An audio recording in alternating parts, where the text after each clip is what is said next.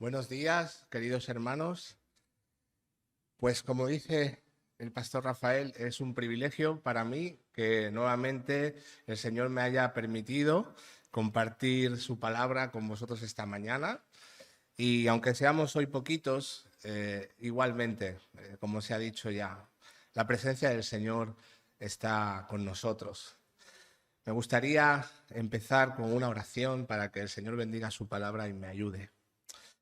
Pues, Padre Todopoderoso, vengo ante tu presencia, Señor, a darte las gracias por tu bondad y por tu misericordia, Señor. Gracias por Cristo, gracias por esa salvación que nos has dado, Señor, inmerecida, Señor, porque ninguno de nosotros merecíamos nada y tú nos lo diste todo, Señor. Yo te pido que en esta mañana me ayudes a compartir con mis hermanos lo que tú me has dado por tu gracia, Señor. Que abran los corazones de mis hermanos, que estén receptivos, Señor, que tu Espíritu Santo haga que toda distracción se vaya, Señor, que sea tu palabra ministrando nuestras vidas, dándonos aliento, confrontando también nuestros pecados y mostrando la hermosura de Cristo, Señor. Que sea tu Espíritu Santo que guíe mi boca, que yo me esconda debajo de tu cruz, Señor, y que seas tú hablando a tu pueblo. Te lo pedimos todo en acción de gracias en el nombre de Cristo Jesús. Amén. Bueno, esta mañana traigo para vosotros el Salmo 23. Es un desafío para mí intentar sacar algo nuevo de un salmo tan conocido, ¿no? Aunque la palabra del Señor siempre nos trae alguna cosa para que podamos meditar. El título del sermón es El Dios que te salva te guiará, porque tenemos un Dios fiel y el que empezó la buena obra la terminará. Así que, hermanos, si me acompañáis, me gustaría que cogierais vuestras Biblias, que vayamos al Salmo 23 y que le hagamos una marca allí, porque iremos repasando texto a texto lo que el Señor tiene para nosotros y dejar la marca ahí, ¿no? Primeramente, como a modo de introducción, comentar, como dice el Salmo 23, el encabezado, la autoría es de David. Es probablemente el salmo más famoso, yo creo, junto con el Salmo 21, perdón, el Salmo 91. ¿Sí? Es un salmo de súplica individual, es un cántico de confianza, y es muy probable que el rey David lo escribiera en su madurez, ya como rey de Israel. Viendo su pasado, ¿no? Como él fue pastor, utiliza su experiencia en el campo para ilustrar la experiencia que al final es la de todo creyente, la de todo hijo de Dios. ¿Sí? Él pudo experimentar cómo el Señor ha guiado su vida en cada aspecto de la misma. Él tenía una relación personal con el Señor y utilizó en este salmo las metáforas a modo de comparación entre la oveja y el pastor, ¿no? Dios y nosotros, y la de el huésped y el anfitrión. En este salmo encontraremos ecos del Éxodo y del libro de Números, de modo que nos hace recordar los actos de Dios en el pasado para su pueblo y también nos apunta al final, las promesas escatológicas de Dios, como el Señor tiene palabra para el final de nuestro camino. David se esfuerza mucho en describir su experiencia personal con Dios. Lo hace de una forma muy sencilla, con ejemplos del campo. Al final, esa es su experiencia y, como he dicho antes, la de todo creyente, ¿no? Vamos a leer la palabra. Salmo 23, yo leo en la Biblia de las Américas. El Señor es mi pastor, nada me faltará. En lugares de verdes pastos me hace descansar. Junto a aguas de reposo me conduce. Él restaura mi alma. Me guía por senderos de justicia, por amor de su nombre. Aunque pase por el valle de sombra de muerte, No temeré mal alguno, porque tú estás conmigo. Tu vara y tu cayado me infunden aliento. Tú preparas mesa delante de mí en presencia de mis enemigos. Has ungido mi cabeza con aceite. Mi copa está rebosando. Ciertamente el bien y la misericordia me seguirán todos los días de mi vida, y en la casa del Señor moraré por largos días. Amén.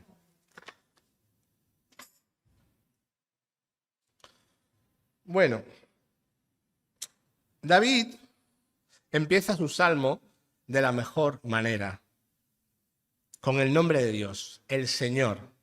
Yahvé en el original, el Jehová en vuestras Biblias Reina Valera, porque sé que la mayoría por tradición usamos la Reina Valera, ¿no? Es muy importante remarcar un hecho, y es que el Dios de Abraham, Isaac y Jacob tiene muchos títulos, en total 20 en la Biblia. Se le conoce también como Adonai, El Shaddai, El Olán, Emmanuel, nos gusta mucho Emmanuel, Dios con nosotros, por citar algunos. Pero hay un solo nombre por el cual se ha revelado para ser identificado y recordado. De todos los títulos que él tiene, él ha querido que recordemos uno en especial y lo hace su nombre personal. ¿Sí? Ese nombre es el Señor. Como he dicho, Yahvé.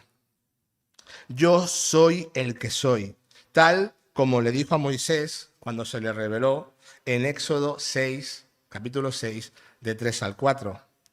Lo comentamos la última vez que hablamos en el sermón con el Salmo 15, que tuve el privilegio de compartir con vosotros, del significado tan profundo que encierra el santo y bendito nombre del Señor. Y me gustaría profundizar, si Dios me permite, un poquito más, porque cuanto más conocemos quién es Dios, más nos enamoraremos de Él, más crecerá nuestra fe, más aumentará nuestra confianza. ¿Sí?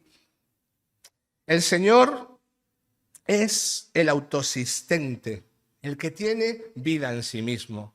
Él es la fuente de la vida y de Él emana todo lo que existe, tanto espiritual como físico. El Señor es la autoridad divina suprema, dueño de todas las cosas. El Señor no es una divinidad cualquiera, sino una persona divina específica. Yahvé, el Señor, Él es el Dios del pacto, tal como se le reveló a Abraham y a su pueblo.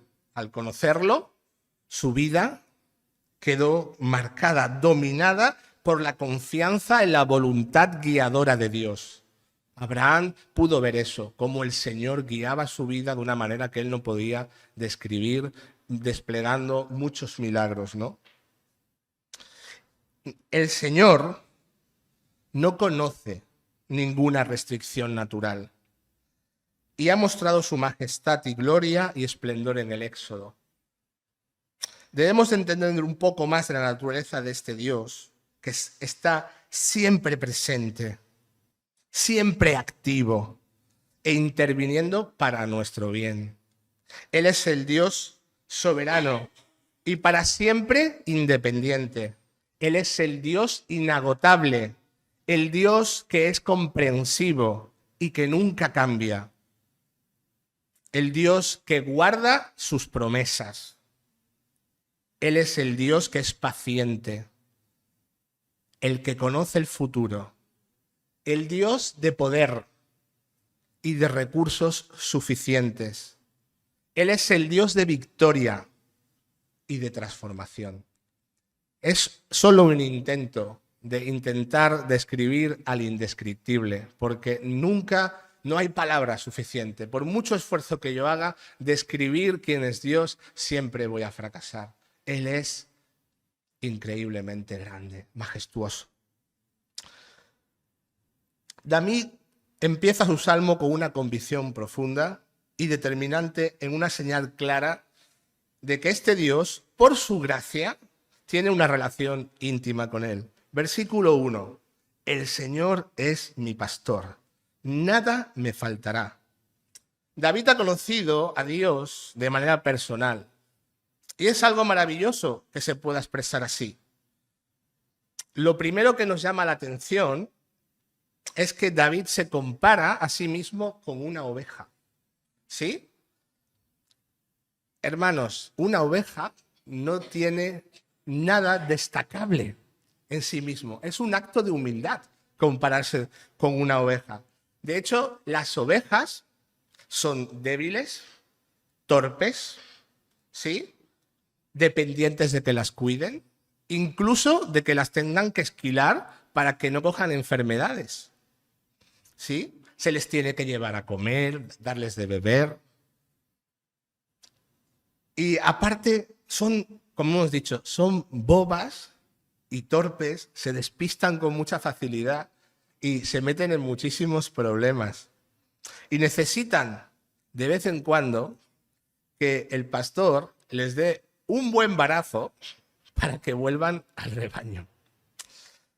La pregunta sería, hermanos, ¿nos vemos nosotros como una oveja dependiente de Dios, con la misma humildad que se veía a sí mismo uno de los reyes más importantes de la historia de la humanidad? Él se reconocía como una oveja. ¿Nosotros también? Las marcas de una verdadera oveja de Cristo son, para que podamos reflexionar, que le conocemos de forma personal, conocemos su voz, lo escuchamos cuando nos habla, nos llama por nuestro nombre, le amamos, confiamos en él y lo seguimos a todas partes donde él va, sabiendo que su voluntad para nuestras vidas es siempre la mejor y que nuestro futuro a su lado no tiene comparación. Esa es la seguridad de una oveja de Cristo. ¿Somos una oveja o somos una cabra? Porque a veces en el rebaño hay ovejas y cabras. ¿Por qué? Hay que decirlo, porque tiene que haber un contraste.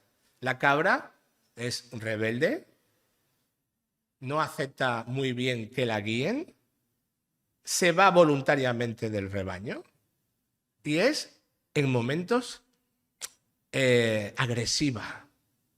Entonces, a veces podemos ser oveja cabra, ¿no? Tenemos que examinarnos siempre y buscar esa guía del Señor para no ser un híbrido y ser una oveja. David no tiene ninguna duda y hace tiempo que se rindió totalmente al Señor. Por eso entendió perfectamente que el Dios creador del universo es su pastor, su guía y el que le cuida y le protege. Algo que es evidente para muchos, quizás para otros no. Este salmo constantemente nos está hablando de Jesucristo. La escritura en el Antiguo Testamento siempre podemos encontrar a Cristo en muchos sitios, ¿no?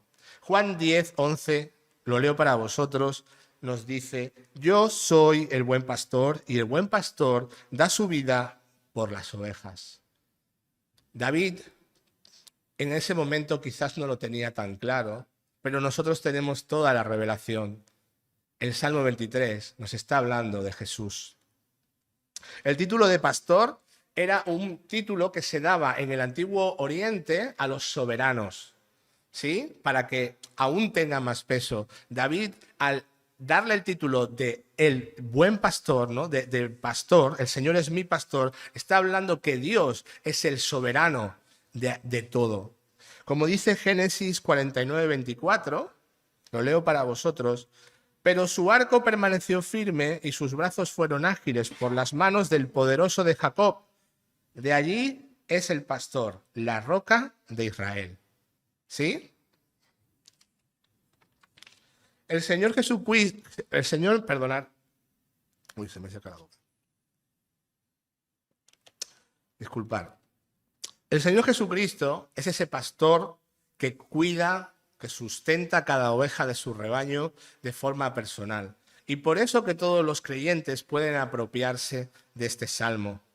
Los pastores son los encargados de guiar a su rebaño hasta el alimento adecuado. Las ovejas se sienten seguras con su pastor. Y por eso que esa metáfora de la oveja y el pastor es perfecta para nosotros. Nosotros, igual que las ovejas, somos así. Nos despistamos del camino que Dios nos marca.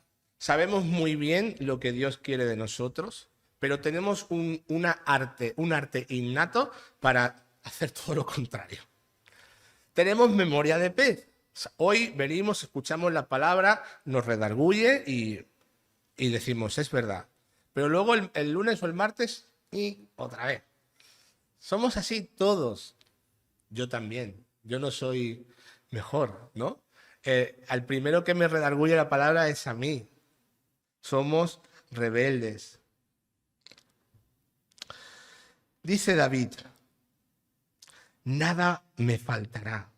Y el motivo de que nada le falte es quién es su sustentador, que no es otro que Dios mismo. Qué gran consuelo es tener a Dios como nuestro amigo y no como nuestro enemigo. Saber que ese Dios todopoderoso que hemos hablado antes, que tiene todos los recursos, ¿verdad? Es el que nos sustenta. Nada nos puede faltar, porque el que tiene a Cristo lo tiene todo. ¿Sí? Aquel que con amor sin medida me cuida, también es el que me guía y me quiere guiar al cielo. Y eso no quita un ápice de nuestra responsabilidad ante Dios. Todos debemos de luchar por seguir a Cristo y su palabra, por obedecer su ley, porque Él ya lo hizo todo.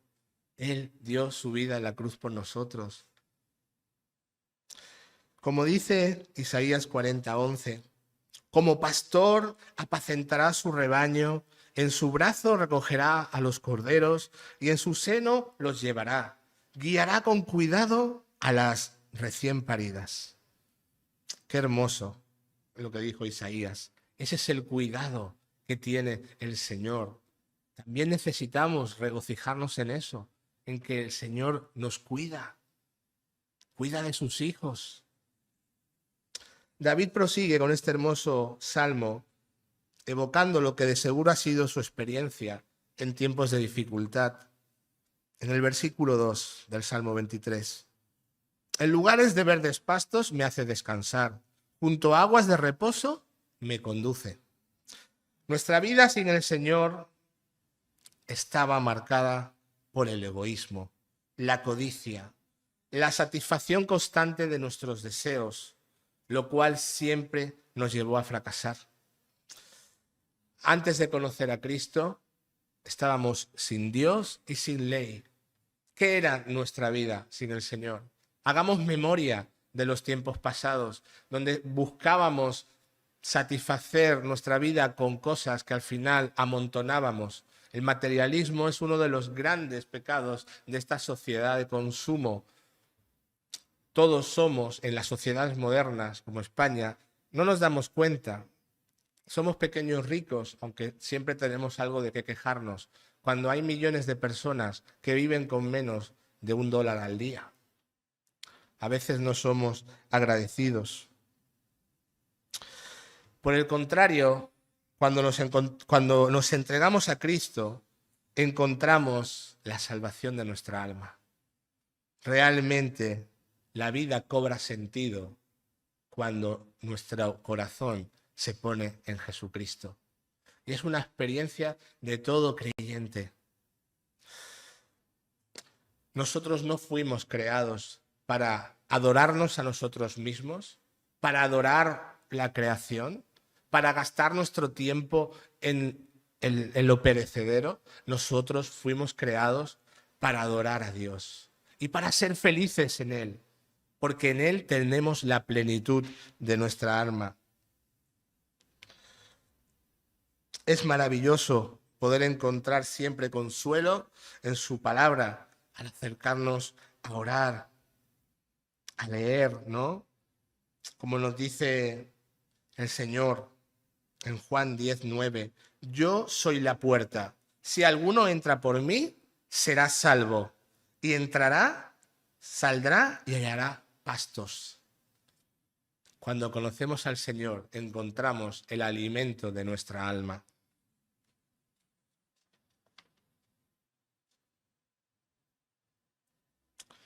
El Señor y su palabra es el alimento que necesitamos. Como dice el Isaías 44:2, así dice el Señor que te creó, que te formó desde el seno materno y que te ayudará. No temas, Jacob, siervo mío, ni tú, Jesurún, a quien he escogido, porque derramaré agua sobre la tierra sedienta y torrentes sobre la tierra seca. Derramaré mi espíritu sobre tu posteridad y mi bendición sobre tus descendientes. Así es como encontramos esa paz que sobrepasa todo entendimiento. Cuando el mundo se está cayendo, podemos ir a nuestro cuarto, orar y estar en comunión con Dios y encontrar paz, porque sabemos que Dios tiene el control de todas las cosas. Seguimos con el versículo 3 del Salmo. Él restaura mi alma, me guía por senderos de justicia, por amor de su nombre. El Señor fue capaz de morir en la cruz para salvarnos. Y si lo hizo, no es para dejarnos igual. Nosotros llegamos a sus pies sucios, malolientes, como los leprosos, llenos de llagas por nuestros pecados, con las heridas de nuestras malas decisiones, llenos de errores, con vidas que podían ser esclavas del alcohol, la pornografía, la infidelidad o de cualquier horrible maldad. Da igual, el Señor restaura nuestra alma, la limpia, la lava, la hace nueva por el poder de su Espíritu. Nos da un nuevo corazón, capaz de amarlo a Él y de amar a los demás. Cristo tiene el poder de romper las cadenas de nuestro pecado. Da igual, porque a veces llegamos al Señor, nos entregamos a Cristo, sí, somos salvos, pero tenemos luchas, porque hay cosas que quitar de en medio. Nadie conoce al Señor Jesucristo y ya le salen alas y empieza a volar por la sala. No va así la cosa. Hay una santificación. Vamos aprendiendo progresivamente a luchar con nuestro pecado, a arrepentirnos cada día y a ir cambiando. Dios nos limpia. Da igual con qué estás luchando. En Cristo hay poder para cambiar, para ser restaurados y para ser renovados. ¿Has sentido, hermano, la restauración de Dios en tu vida? ¿Realmente ha sido así? Porque las promesas de Dios no son para las cabras. Aunque nos vistamos de oveja los domingos, podemos hacer un acto de religiosidad. Vosotros sabréis, porque sois los dueños de vuestra vida. Corramos a Cristo de nuevo, arrepintámonos. Si estamos caminando mal, arrepintámonos, volvamos a nuestro primer amor.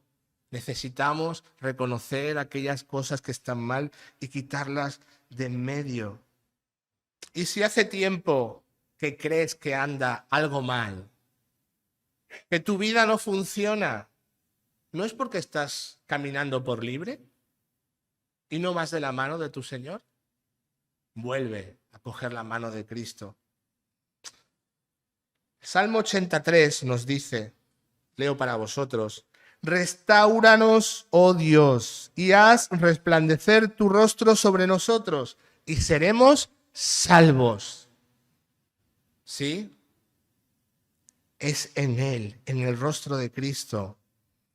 Como sigue expresando David en el versículo 3, me guía por senderos de justicia, por amor de su nombre.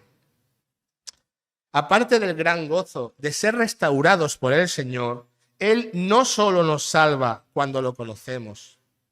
Él no nos da un ticket para ir al cielo. Si hemos entendido la salvación como eso, nos hemos equivocado. No, no es así. Estas sendas de justicia nos hablan de nuestra relación con la ley de Dios, como no puede ser de otra manera. Cuando David nos habla de estos senderos de justicia, nos está hablando de que Dios espera de su pueblo ese cambio, que a la hora de juzgar, de tratar nuestra vida de fe, incluso de lo que hablamos, debe ser todo hecho con rectitud de palabra, de obra. Hay que enfatizarlo siempre y equilibrar la balanza. Nuestra justicia no vale para Dios porque somos aceptados delante de Dios por la justicia de Cristo. ¿Sí? Toda nuestra obra no sirve de nada para ganarnos la salvación. La salvación es una obra del Señor Jesucristo. Él es el que obedece la ley, el que cumple todos los requerimientos de Dios y somos hechos justicia de Dios cuando ponemos nuestra fe en Él. Pero somos salvos para buenas obras. ¿Sí? Y encontramos nuestro centro y descansamos en Jesús, no en mí, porque yo siempre voy a caer. Pero no vale decir, bueno, ya está, yo he creído en el Señor, ahora me echo a dormir. No es así. Cristo nos pone en la relación correcta con Dios, como hemos dicho, porque Él cumple las demandas de Dios. El Señor Jesucristo nos dice en Juan 14:6, yo soy el camino, la verdad y la vida. Y nadie viene al Padre si no es por mí. Hay una senda de justicia. Hay que seguir los pasos del Señor Jesucristo. No hay otra manera. Segunda de Corintios 5:21 dice, aunque Cristo no tenía ningún pecado, Dios lo hizo cargar con los nuestros para que por medio de él fuéramos declarados inocentes delante de Dios. ¿Sí? Una vez en la relación correcta con Dios por medio de Cristo, el Señor desea que apliquemos en nuestra vida todo aquello que es justo, todo aquello que es bueno. No seamos oidores y no hacedores, ¿no? Seamos hacedores de su palabra, porque nos tiene que dar gozo que Él ya cumplió con la ley por nosotros.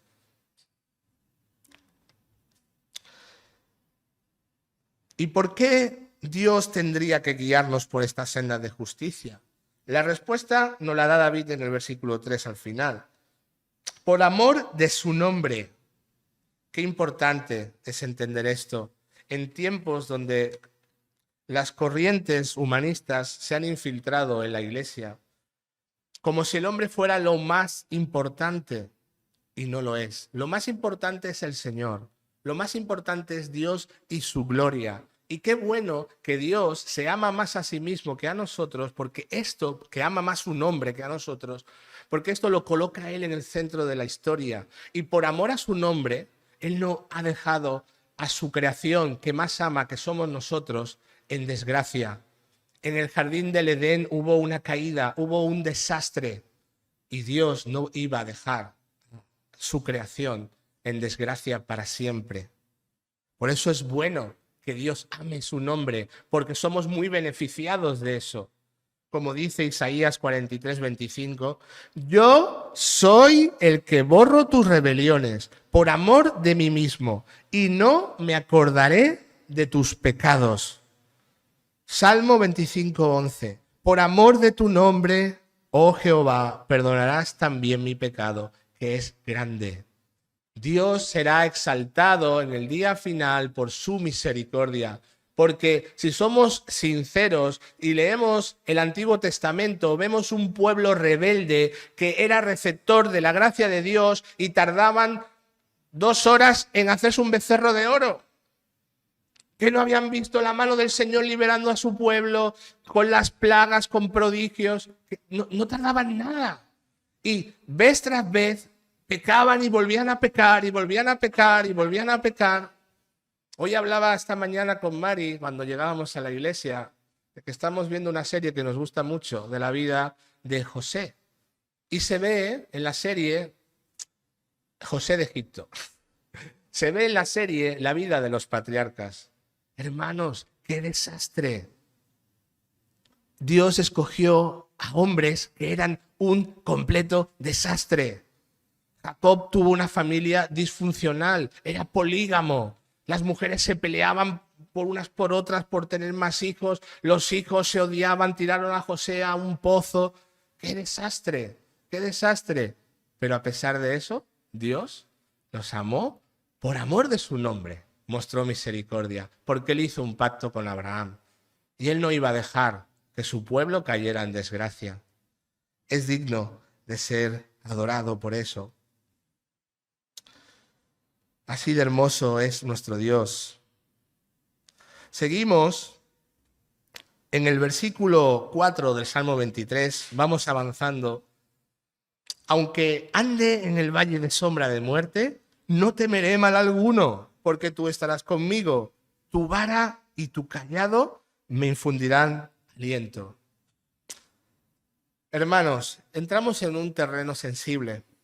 La enfermedad y la muerte es el momento más delicado en la vida de una persona. Nos muestra nuestra fragilidad, nos enseña que no somos nada, que somos polvo. No tenemos control sobre las enfermedades. Hay un hombre conocido por todos, el creador de Apple. Se me ha olvidado el nombre, fíjate tú. Steve Jobs, me la han chivado por ahí. Steve Jobs era un hombre multimillonario, creador de la marca Apple. Todos lo sabemos, mucha gente lleva un iPhone. Este hombre era uno de los más ricos del mundo. Lo tenía todo. Solo vivía para trabajar. Tristemente, murió de cáncer. Cogió un cáncer prematuro. Os aseguro que si hay alguien que tenía dinero y recursos para luchar contra el cáncer era él. Lo probó todo. Lo probó todo. No le sirvió de nada. Y lo dejó escrito. Él tiene, si lo buscáis por internet, es bueno leerlo. La pena es que se murió sin el Señor. Pero él se dio cuenta de que su vida la había desperdiciado. Y lo deja escrito. He desperdiciado mi vida. Le faltó encontrar al Señor.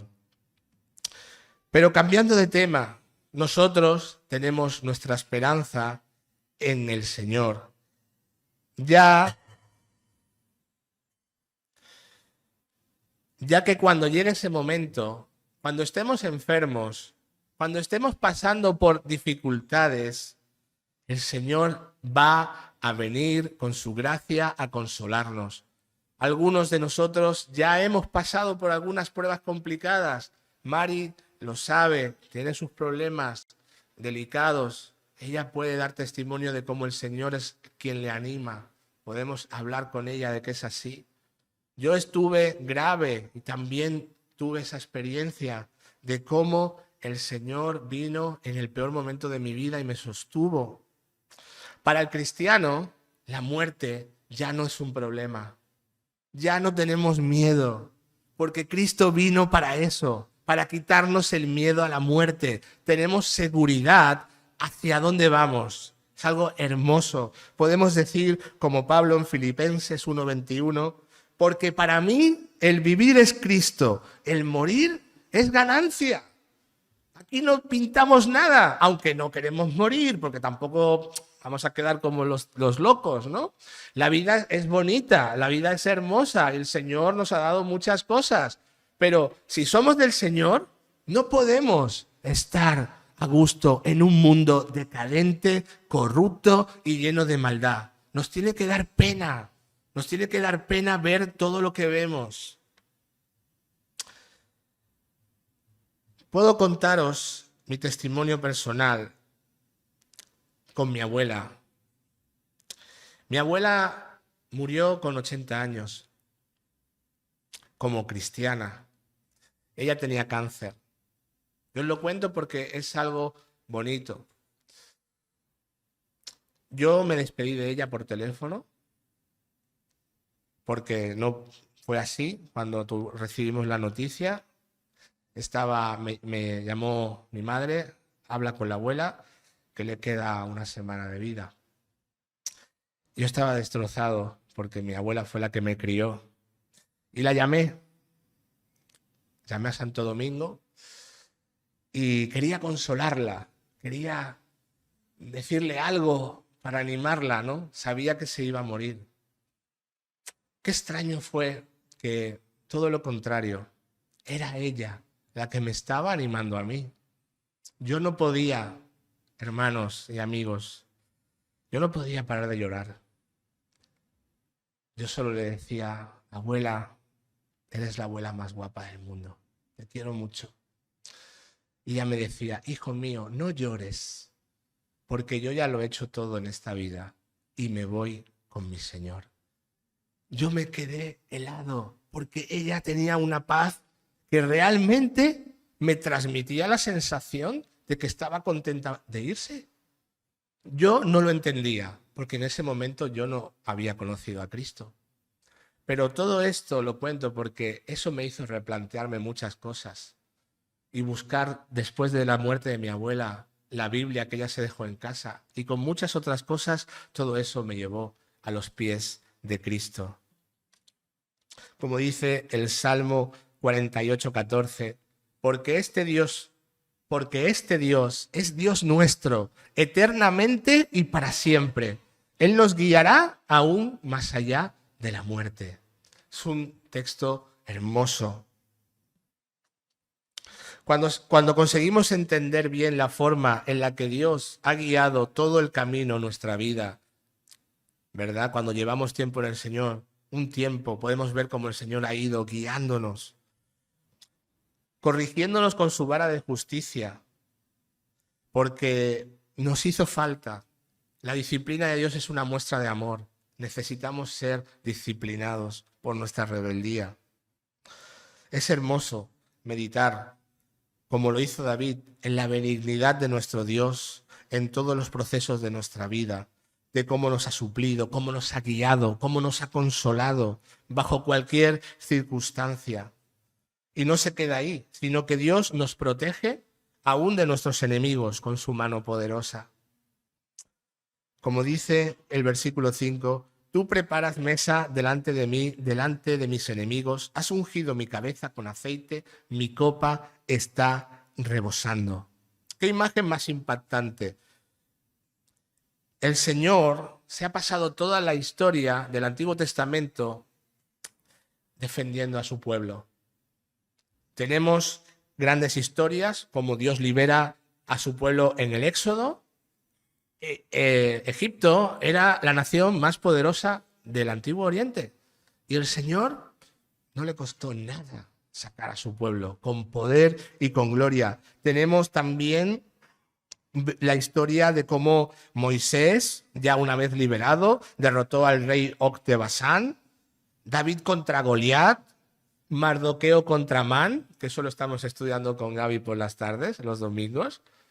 El Señor lleva toda la vida demostrando que Él vindica a su pueblo. Y también es así en nuestra vida. Podemos tener confianza de que cuando tengamos problemas, al primero que tenemos que llamar es al Señor. Cuando tengamos dificultades, vayamos al cuarto de oración y pidamos en oración por la ayuda de nuestro Dios, porque nuestro Dios es fiel. ¿Sí? Dice, has ungido mi cabeza con aceite. El símbolo del aceite se daba en el Antiguo Oriente cuando tú llegabas a casa de un anfitrión, a casa de otra persona. El anfitrión tenía un poco de aceite para ponértelo para la sequedad de la cara, para las heridas, ¿verdad? Y el que aquí dice que Dios te ha ungido. Es maravilloso porque el que nos unge es el Señor cuando lo conocemos por medio de su Espíritu Santo. Cuando conocemos a Dios, esta imagen es esa. Dios nos da de su Espíritu, ¿no? Simboliza tanto lo que he dicho, de que es una costumbre que se hacía en aquel tiempo, como también en muchos lugares vemos como la unción del aceite también simboliza el Espíritu Santo dado a las personas que Dios salvaba o que Dios escogía en el caso de los profetas y los reyes. nosotros somos ungidos por Dios. Es muy bonita esa imagen. Dice 2 Corintios 1:21, y el que nos confirma con vosotros en Cristo y el que nos ungió es Dios. ¿Sí? Lo dice la palabra. Dios nos unge. Dice también la palabra que seremos reyes y sacerdotes. Somos nación santa, real sacerdocio. Dios ha ungido a cada uno de sus hijos. Para terminar, dice Salmo el versículo 6, ciertamente el bien y la misericordia me guiarán todos los días de mi vida y en la casa del Señor moraré por largos días. Todo lo bueno, todo el favor de Dios, todo lo que necesitamos es lo que Dios despliega desde el momento que nos salva, cuando conocemos a Cristo, y es por eso, por su misericordia, que nos sigue allí a donde vamos. Esa es la misericordia que es única. Se despliega ante nuestros ojos con un amor fuerte, constante y fiel. Lo hemos podido experimentar. Dios no nos abandona. Dios no nos ha abandonado a pesar de nuestros errores. Él sigue mostrando bondad. ¿Alguien no puede decir que Dios ha sido bueno con él esta semana? ¿Sí? Hermanos, amigos que nos visitáis hoy, Dios está por el trabajo, por la labor de llevar a su pueblo a casa, a la Jerusalén celestial, para disfrutar eternamente y para siempre de Él. Cuando conocemos a Cristo, tenemos un anticipo del cielo, porque la vida eterna es conocerlo a Él. ¿Sí? Si estás aquí en esta mañana y no conoces al Señor, estas palabras son para ti. El Señor te está llamando, te está invitando a que tú seas una de sus ovejas, de su rebaño. El Señor te está invitando a que te arrepientas y creas en el Evangelio, porque Cristo ya lo ha hecho todo. Él es el que muere como mártir en la cruz por algo, para pagar por cada uno de nuestros pecados. Él vivió la vida que tú ni yo vamos a vivir nunca. Y Él sufrió la muerte que nosotros merecemos sufrir por amor a nosotros, para abrir un camino de reconciliación entre tú y el Padre. No solo murió, sino que resucitó al tercer día, vindicado por su Padre, visto por muchos. Nuestra fe no es una fe ciega, no es una fe irracional, se basa en un hecho histórico. Cristo resucitó de verdad. No estamos aquí contando una historia para niños, es la realidad. Esta puerta se abre para ti en esta mañana. Yo les decía a mis hijos cuando les hago el devocional, porque ¿qué pasa con los jóvenes? Sois jóvenes y pensáis, no quiero ser duro, pero es bueno también hablar de esto con nuestros hijos. La salvación no se hereda. Chicos, jóvenes, vosotros tenéis que tomar vuestra decisión por vosotros. Vuestros padres no os pueden obligar. Vosotros tenéis que arrepentiros de vuestros pecados y poner vuestra fe en Jesús. No se vive para siempre. Hace unas semanas atrás, quizás más de un mes, una chica joven caminaba por las Ramblas, por el casco antiguo de Barcelona, y se le cayó una palmera encima. Murió ipso facto. ¿Quién te dice a ti que porque seas joven vas a vivir mañana? La muerte es triste, pero nos puede venir a todos en cualquier momento. Pongámonos a cuentas con Dios. Hoy es el día de perdón. Hoy es el día de restauración para los que están caídos. Hoy es el día de salvación para aquellos que no se han entregado a Cristo. No endurezcáis vuestro corazón. Buscad a Cristo mientras se dice hoy. Juan 3, 16 al 18 dice: porque de tal manera amó Dios al mundo que dio a su Hijo unigénito para que todo aquel que en él cree no se pierda, mas tenga vida eterna. Porque Dios no envió a su Hijo al mundo para juzgar al mundo, sino para que el mundo sea salvo por él. El que cree en él no es condenado, pero el que no cree ya ha sido condenado, porque no ha creído en el nombre del unigénito Hijo de Dios.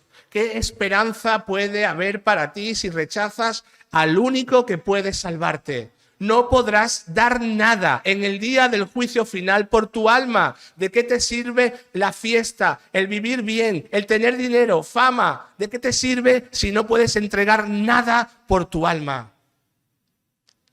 Reflexiona, reflexiona. Porque llega ese día, como dijo el pastor en la Santa Cena, donde vendrá el Señor a juzgar el mundo. Dice Mateo 25, 31, para terminar, al 34. Pero cuando el Hijo del Hombre venga en su gloria y todos los ángeles con él, entonces se sentará en el trono de su gloria y serán reunidas delante de él todas las naciones y separará a unos de otros, como el pastor separa a las ovejas de los cabritos, y pondrá a las ovejas a la derecha y a los cabritos a la izquierda. Entonces el rey dirá a los de su derecha: venid, benditos de mi Padre, heredad el reino preparado para vosotros desde la fundación del mundo. Hoy tienes una decisión que tomar. ¿Estarás con las ovejas o por la dureza de tu corazón eliges estar con las cabras? ¿Sí? Corre a Cristo, huye de la ira venidera, no des nada por hecho, entrégate al Señor en arrepentimiento y fe y serás salvo. Me gustaría orar para terminar. Y si en esta mañana te has sentido que no conoces al Señor, yo te quiero ayudar a orar y que ores desde tu lugar, con un corazón sincero, para que puedas entregarte al Señor. Señor Dios nuestro,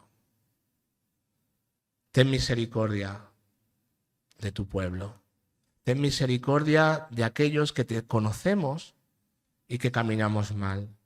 Trae restauración a nuestra vida. Y aquellos que no te conocen hoy, que puedan repetir conmigo: Señor, soy pecador, no tengo nada que ofrecer, pero sé que tú eres un gran Salvador.